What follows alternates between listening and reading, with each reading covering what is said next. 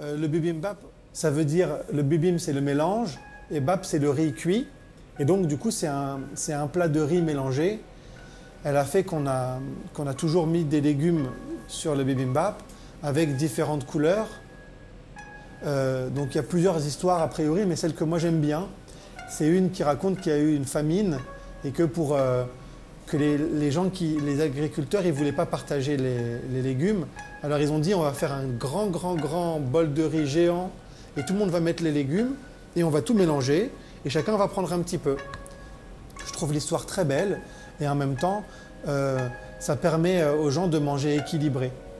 Donc ouais, bibimbap c'est le bol de riz mélangé avec des légumes et maintenant beaucoup de piment.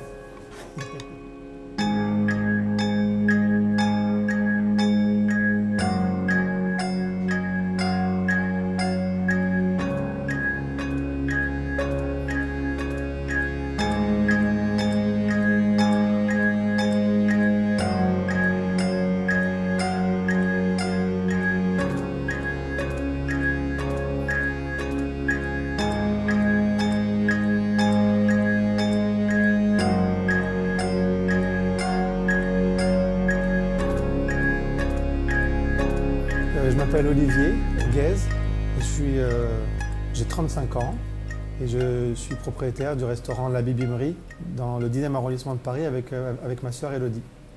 Alors en fait, il voulait ouvrir un restaurant. Moi, je ne voulais pas. Donc on a commencé à réfléchir le projet quand on était chacun dans notre poste respectif. Donc vraiment, il a tout pensé pour ça et j'ai juste suivi. Du coup, j'ai été d'être formateur pour la marque Apple. Donc je travaillais dans les magasins Apple pendant 7 ans. Je savais que je voulais ouvrir un restaurant plus tard. C'est un ami qui habite à Hong Kong et qui voyage beaucoup en Corée du Sud pour le travail et qui adore la Corée du Sud, qui m'a dit « il faut que tu viennes, la prochaine fois, viens pas à Hong Kong, viens à Séoul avec moi ». Et quand je suis arrivé, j'ai eu la révélation. Le pays trop beau, les gens trop gentils et on mange trop bien. Et en mangeant sur place, j'ai vraiment découvert cette culture. Moi, si je mange bien, je suis content. Et là-bas, on mange très bien. Et j'ai eu tout de suite envie de développer cette cuisine ici.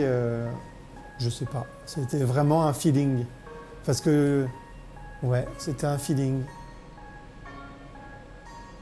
La première fois, je me rappelle très bien, quand on était à Myeongdong, à Séoul. Le midi, on a mangé les nouilles froides, les nouilles glacées avec le petit concombre et voilà, les namyang, exactement. Et ça, je me suis dit, on trouve ça nulle part. Et moi, j'adore découvrir des nouvelles choses. Et tout de suite, j'ai eu le coup de foudre et après, j'ai découvert du bibimbap. C'est le plat le plus équilibré. Donc il y a plein de légumes différents. Les couleurs étaient importantes. Il fallait le rouge, le vert, le jaune, le blanc, le noir. Qui avait cette symbolique très importante et que ça avait comme conséquence de manger équilibré parce que si on mange que des légumes verts ou que des légumes rouges, on n'a pas les mêmes vitamines dans les deux.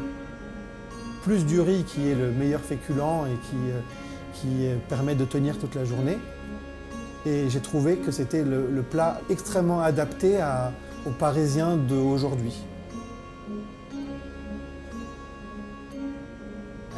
De Parisiens, il y en a qui sont surpris, il y en a qui adorent, il y en a beaucoup qui adorent et qui reviennent et justement qui ne pensaient pas en passant la porte, vous ne savaient pas où vous atterrissez et en repartant ils étaient vraiment contents et beaucoup de clients fidèles maintenant ou même qui viennent avec leur famille le soir ou le week-end, qui font découvrir à leurs collègues ou à d'autres personnes, ça fait vraiment plaisir. Quand j'ai fini le premier voyage, je me suis dit qu'est-ce que la cuisine coréenne, c'est quoi qui la définit le plus? Alors je me suis beaucoup documenté. Et le deuxième voyage, en fait, j'ai mangé le bibimbap dans tous les endroits possibles. Parce que je me suis dit, celui qui vient en France pour apprendre à faire le jambon beurre, il va goûter la meilleure baguette, il va goûter le jambon beurre du supermarché, le jambon beurre de la boulangerie de quartier, le jambon partout. Et donc moi, je me suis dit, je vais faire la même chose pour le bibimbap. Donc j'ai mangé dans les combini, j'ai mangé dans les petits restaurants, j'ai mangé dans un hôtel 5 étoiles, j'ai mangé dans un restaurant étoilé coréen qui mélangeait Corée et France. Donc vraiment, j'ai voulu goûter le bibimbap partout, donc j'ai beaucoup mangé, c'était très bon, pour savoir quelles étaient les règles du bibimbap. Je trouve qu'à chaque fois que je vais en Corée, la cuisine, elle évolue, elle change, elle s'améliore ou alors elle devient différente. Et c'est génial parce que une cuisine qui se réinvente en permanence, c'est une cuisine tout le temps l'améliorer ou la changer, donc c'est très sain. Et la cuisine coréenne, c'est toujours comme ça. À chaque fois que j'y vais, ça s'améliore, il y a des nouveautés, il y a des nouveaux plats, c'est toujours trop bien. Ah, ici, au restaurant, on a tout. Vraiment, on a tout. Alors, on a beaucoup. Et puis, Olivier pense aussi à beaucoup d'autres recettes que je ne connais pas, mais que j'ai hâte de découvrir. Moi, je découvre ici les recettes coréennes. D'autres goûts, d'autres textures, une cuisine équilibrée et variée. Déjà, le mélange des saveurs, parce qu'en général, quand on mange...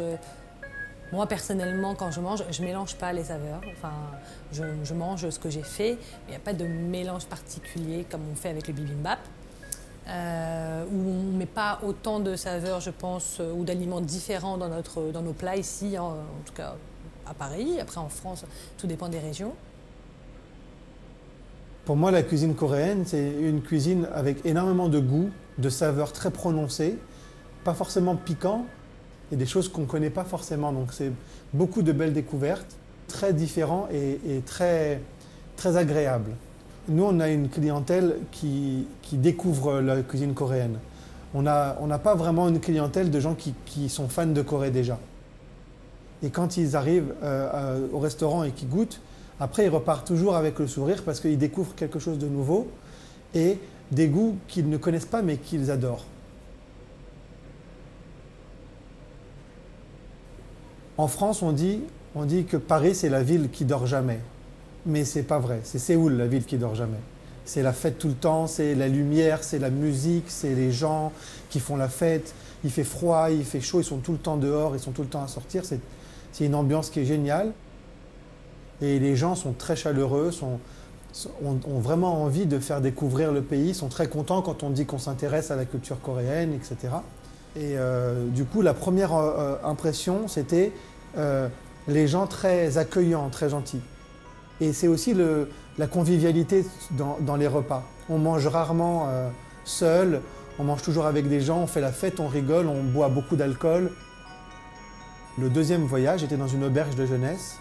Je rentre le soir et moi, je dis bonjour et là, ils disent « Viens manger avec nous », alors que je ne les connaissais pas du tout. Et ils parlaient un tout petit peu en anglais, moi je parlais presque pas le coréen. Donc du coup, on a discuté quand même en anglais. Et tout de suite, alors qu'on ne se connaissait pas beaucoup, eh ben, ils m'ont invité à leur table et on a mangé ensemble. Et alors qu'on ne se connaissait pas, et c'est quelque chose que moi j'apprécie beaucoup, la convivialité, le partage. C'est le meilleur aspect de la cuisine coréenne, c'est la convivialité. Et ça m'a beaucoup plu.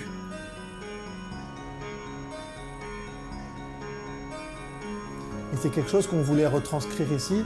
Et nous, on est le plus content quand la salle est remplie avec des gens qui sont à la table l'un à côté de l'autre et qui discutent entre eux, qui décident de goûter la même chose que le voisin parce que ça avait l'air bon. Ils voient qu'il y a une table qui fait sommet, qui disent « Ah, ça c'est rigolo, je veux faire aussi ». Et ça, c'est des choses que j'avais vues dans les restaurants à Séoul. Et exactement, c'est quelque chose comme ça que je voulais ramener ici en France et à Paris.